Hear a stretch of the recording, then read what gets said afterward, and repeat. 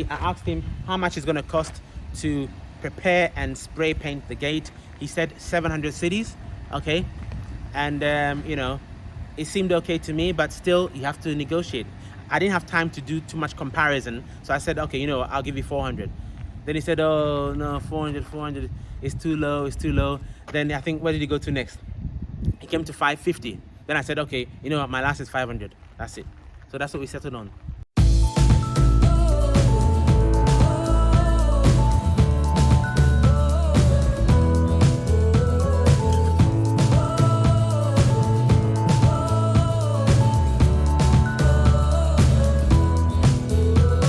Hi guys, welcome to Asher and Gad channel, making Africa home again, one family at a time.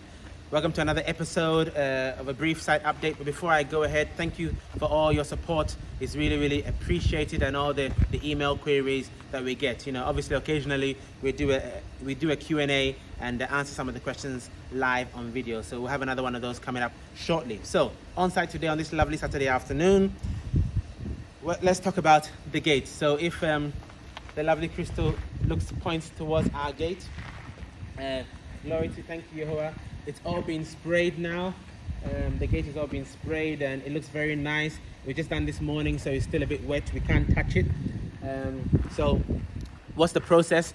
It's just oil paint, really. Oil paint mixed with a thinner, and then the guy brings his machine and he's spray painting. But actually, I've gone too fast.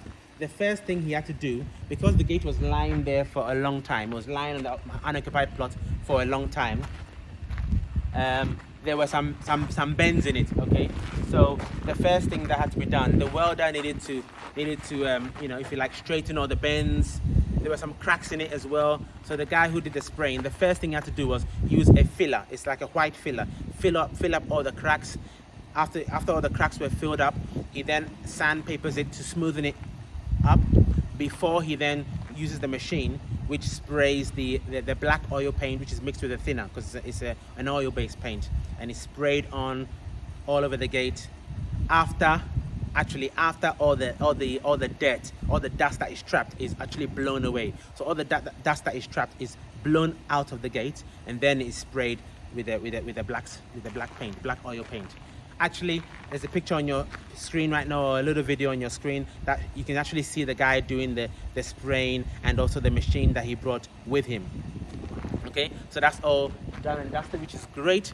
Obviously, we are still in a developing area, so the road is still a rough road out there. So this is something that you would do maybe every 3 years or so, to keep the gate, to elongate the life of the gate and the galvanized steel. So we'll do this sort of every 3 to 5 years, say. That will probably reduce significantly when the road is tarmacked and done properly. We won't need to do that, but that's where we are now.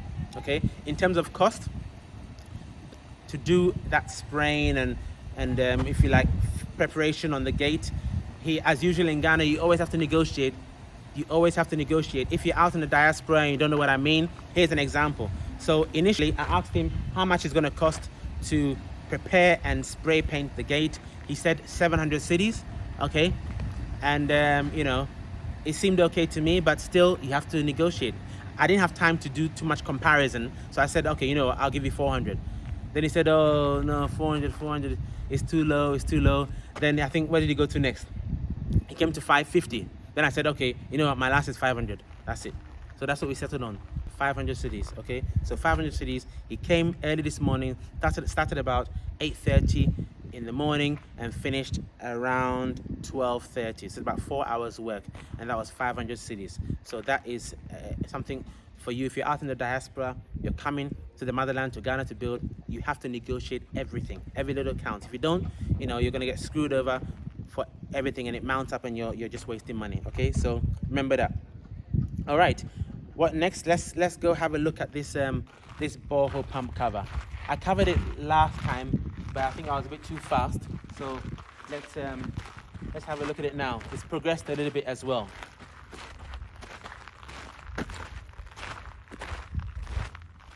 So basically, guys, here we have, let me explain it in a bit more detail. So this is the cover for our borehole pump.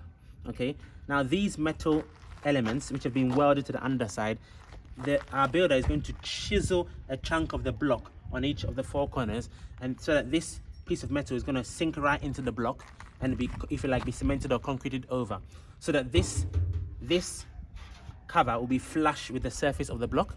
Okay, then we've got a nice handle on here that will simply opens and exposes the borehole pump, which is there. Okay,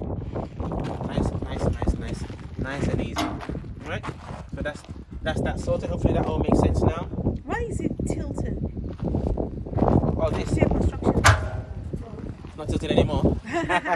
Yeah, so great. Let's go and. Hi guys, sorry, today is a big collection day, so it's quite good to know that they've got a big collection service here.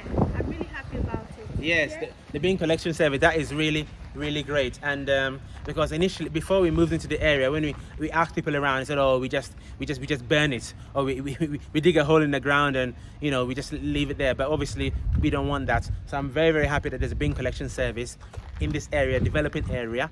I asked about the price, and it's actually quite cheap, very affordable. It's 40 cedis a month. Okay, 40 cedis a month for a collection once a week, so that is pretty good, pretty good.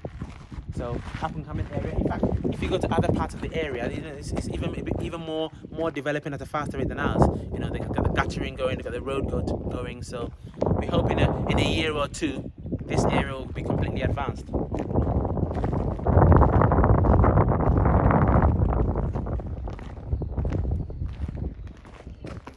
So guys, in the previous video, and if you haven't watched it, please click up here.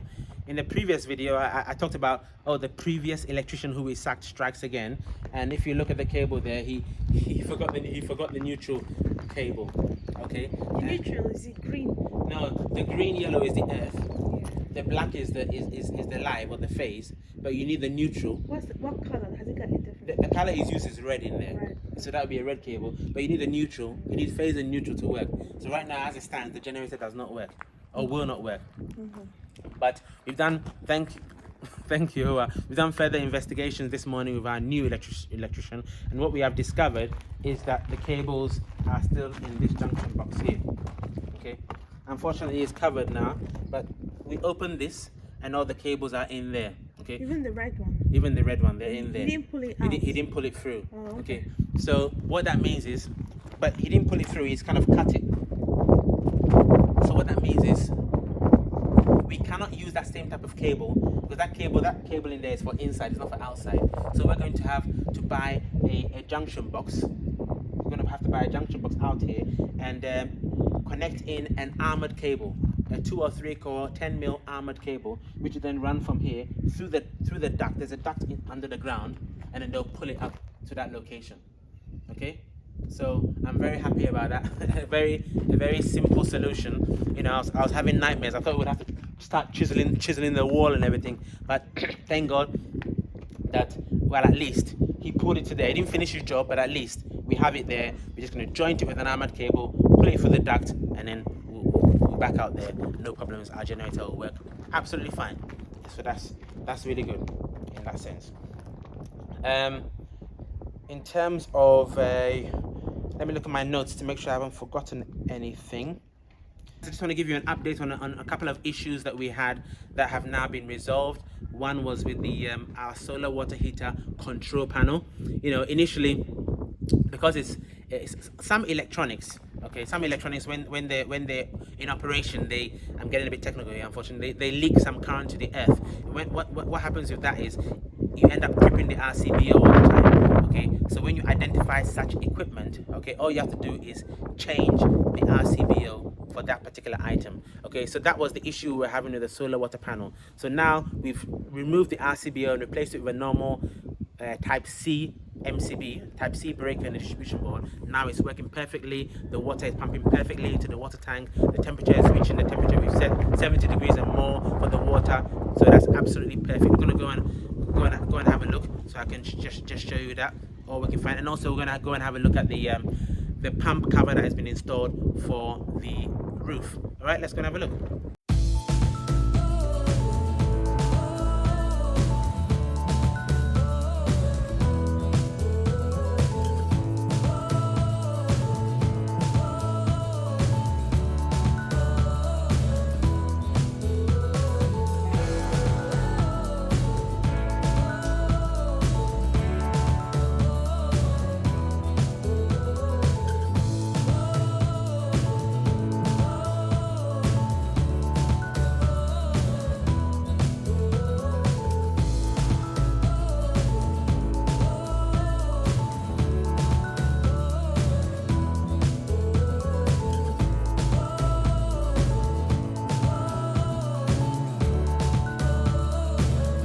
So guys, initially when we had installed this, when we put this switch on, okay, it would come on and immediately trip, and that was because it's quite sensitive electronics, okay, and in its operation it leaks some current to the earth, which was tripping the RCBO. So we've had to replace the RCBO with a normal type CMCB, and now everything is working perfectly, which is absolutely fantastic, because you know we love our hot water, especially Gad. So I need to make sure that is on point. If Crystal zooms into here a bit, I did say if you have a solar water heater, please purchase it. Make sure you purchase it with a control panel or a control center, so you can see everything that's going on. Okay, so at the moment, you know, normally it flashes when it's at 20% capacity. It flashes 50%, 80%, 100%. When it's not flashing, it means the tank is completely full, and that is a 250 liter solar water tank, completely full up. Right. At the moment, the temperature of the water is 59 degrees C. Okay. If we keep that on, that will continue to rise up to our set point, and we have our set point at 65 degrees Celsius, I believe. So that will continue to rise, you know, obviously depending on the weather, until it gets to our set point. Okay, obviously as we come in the house and as we use it, we will know whether that temperature is too high or too low. All right, so let's turn that off now because we're not living here yet. That's good. Let's head to the bathroom. So it's all coming together, guys. Glory be to the Most High God. So we had a guy in here today to take the measurements for the shower cubicle to give us a quotation. Okay, and that's really it's just going to be a right angle cubicle going up to a certain height. Okay, and then there'll be an entrance door to it. That entrance door is either sliding or hinged, but we prefer the sliding because, you know, it doesn't take any space, it just slides, and apparently according to the guy, that's even cheaper than the hinged one. So that's great as well. I'm looking forward to the quotation on that. I asked him for how much he thinks it will cost, and nothing is cheap, guys, nothing is cheap.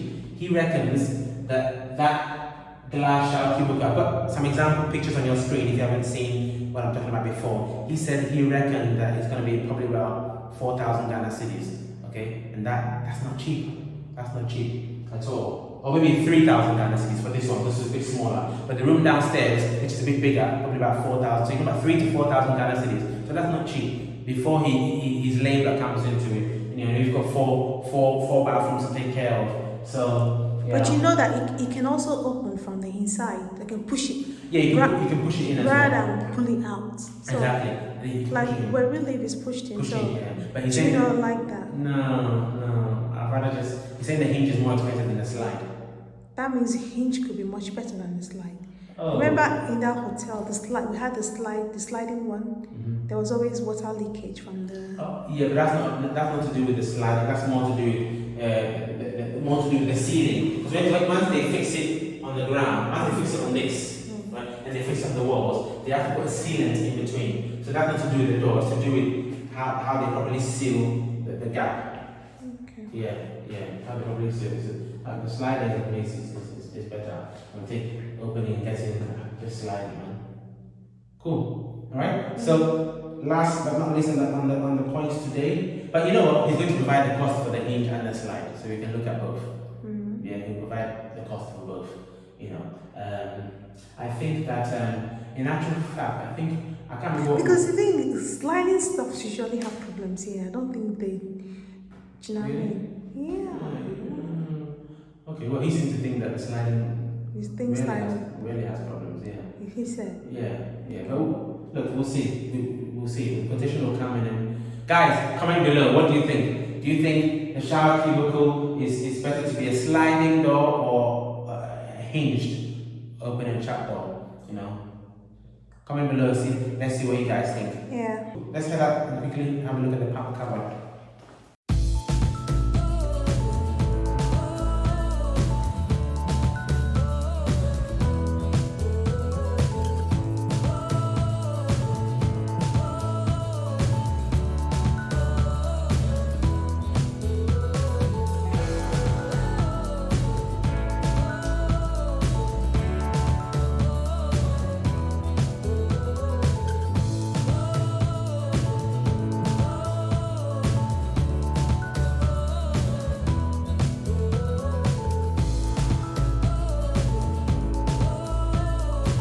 guys, this is the pump cover.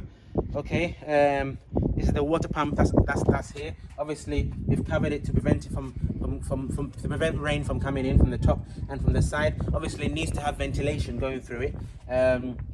Don't that black bag will be removed later today. Okay, because obviously that's not good for ventilation. So we'll get rid of the black bag, but we've got open space at the low level to get some ventilation. But we've covered the critical items because the critical electronics are above, where we want to prevent from water from getting inside. Okay, and if you don't know what this pump is for, it's for pumping the cold water from our main 2,500 litre tank on the roof, pumping it with the right pressure, okay, pumping it into this 250 litre solar hot water tank. Okay, that's a 2,500 litre tank. Okay, and if you don't know how our water system works, okay, we have a video, a detailed video and an ebook that explains the water system design and the operation. Just click up here to watch the water system design and operation video so you understand it, and also another video, a video where I explained the operation of this pump, you know, manual versus automatic and etc. Again, click up here as well, or here wherever the link is, to watch that video, so it all comes together for you as a story. You can link it all up. All right, so guys, I hope that was useful today. That's it for this episode. See you again on Friday as usual. Tuesday and Fridays at 6 p.m. GMT. As usual, like, share, subscribe, hit that notification button so you always be aware when we issue and upload an educational video for your viewing pleasure. So from you, it's Kemesia. guys, Yebeshia. See you next time.